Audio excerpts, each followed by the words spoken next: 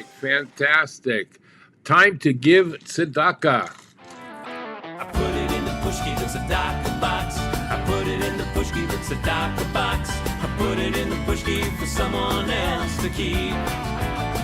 Yeah, I put it in the Are you ready? tzedakah box. I put it in the pushki, the tzedakah box. I put it in the pushki for someone else in need. All right, fantastic. Tzedakah has been given. I appreciate it. Thank you so much. Come on, where's the gizmo? Okay.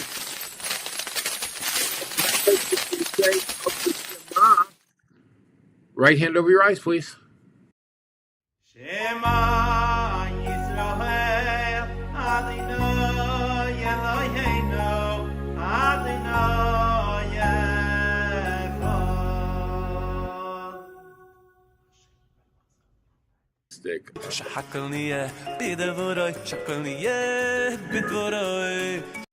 All right. That takes us to breakfast. I've got my coffee and my yogurt. And I'm going to make a bracha. Ready? Baruch atah Adonai Eloheinu melech haolam shehakol nihiyah bidvaroi. Coffee, blessed coffee. God bless you for being a friend. When the whole world turns on me, it's only you on which I can depend. I want to taste you in the morning and a few times throughout the day. Yes, a cup or two in the evening too. For me, it's the only way.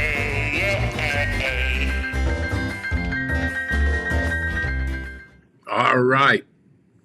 Here we go today in Jewish history. All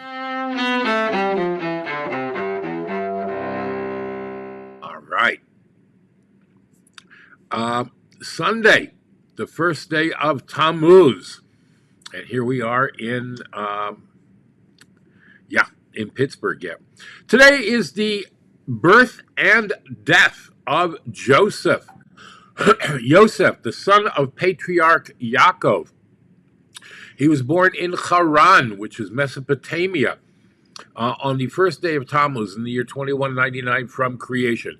The first child of Yaakov's beloved wife Rachel, born after 7 childless years of marriage. He passed away on the same date, the sign of a true tzaddik, 110 years later in Egypt.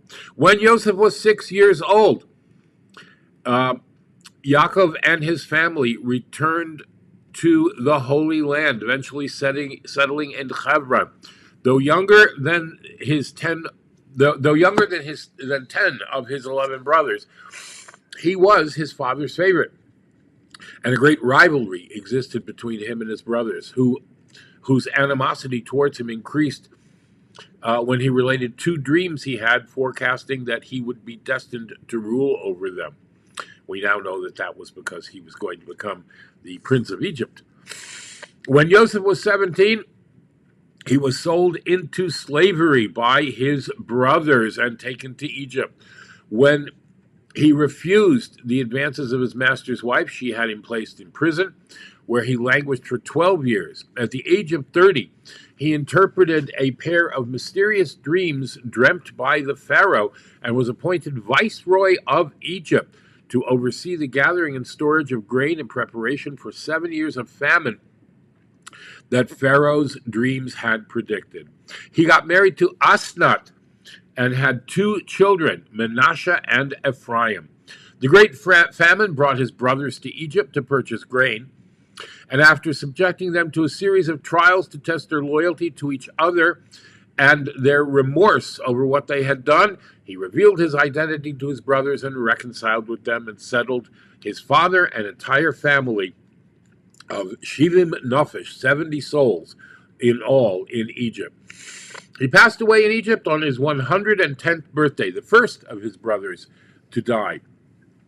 He transmitted to them the divine promise that Jacob and his children will be taken out of Egypt and restored to their homeland, and made them promise to take his remains with him when they go. And we all know that that happened, and that his remains are now buried with him in Shechem, in the town of Shechem, which is now called Nablus.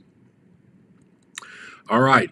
According to Rav Shimon in the Talmud, today is the first day of the summer season. I know, it doesn't seem like it. It seems like it was a long time ago. All right. There's so much negative stuff that happened in the month of Tammuz. It's not a great month for us in many, many respects. But Tammuz is the fourth of the 12 months of the Jewish calendar. It begins the season of summer. The 3 months of the season are Tammuz, Av, and Elul. The 17th day of Tammuz is a fast day commemorating when the walls of Jerusalem were breached by the Romans, and it marks the beginning of a 3-week period known as Bein HaMetzarim, the 3 weeks between the trials and tribulations.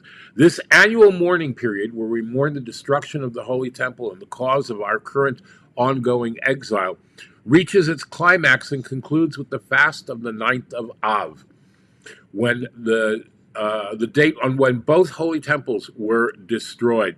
Because of this and numerous other tragedies that occurred throughout Jewish history during this period, we lessen the extent of our rejoicing during this 3-week period leading up to it.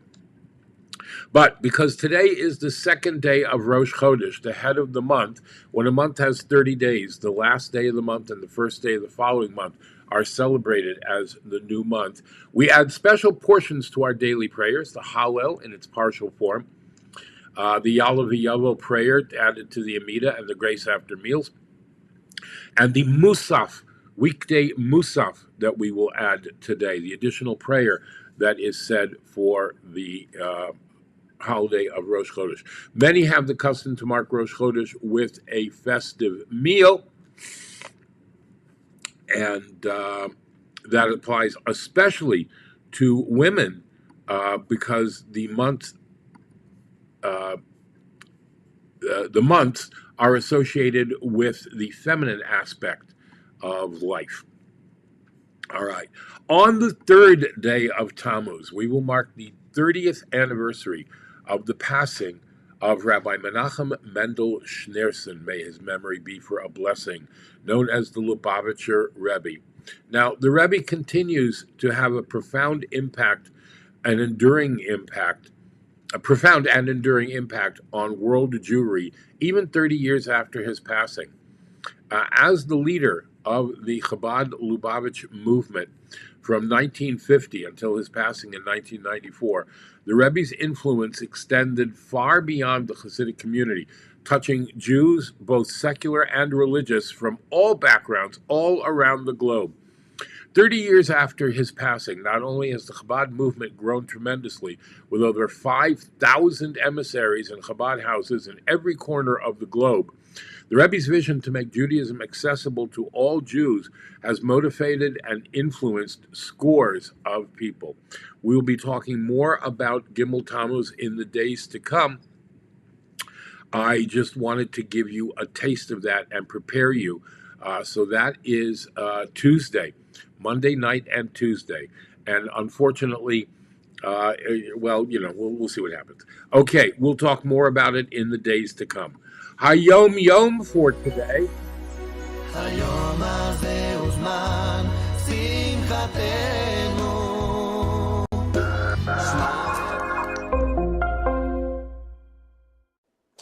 Millions of people the world over are tuning in to watch a bunch of European men in shorts kick around a soccer ball. Now, why all the excitement? So the thing is that in every area of human endeavor, there are a select group of people that truly excel. Watching these greats do their thing can be a most thrilling experience.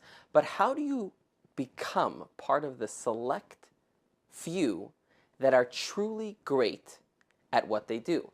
In most cases, it requires a level of commitment. In order to achieve this level of excellence, you have to be completely committed to what it is that you're doing, almost to the exclusion of everything else. Today's HaYom points out that the pursuit of Torah scholarship is much the same in this regard. Says today's HaYom, the commitment, Mesiras Nefesh, the sacrifice that is necessary for Torah scholars, is to the level that all pleasures in worldly matters, that means a pleasure in anything outside of the pursuit of Torah study. So the pursuit of any type of physical pleasure has to be uprooted, has to be off of the radar for the person who is pursuing true Torah scholarship. Because if this fellow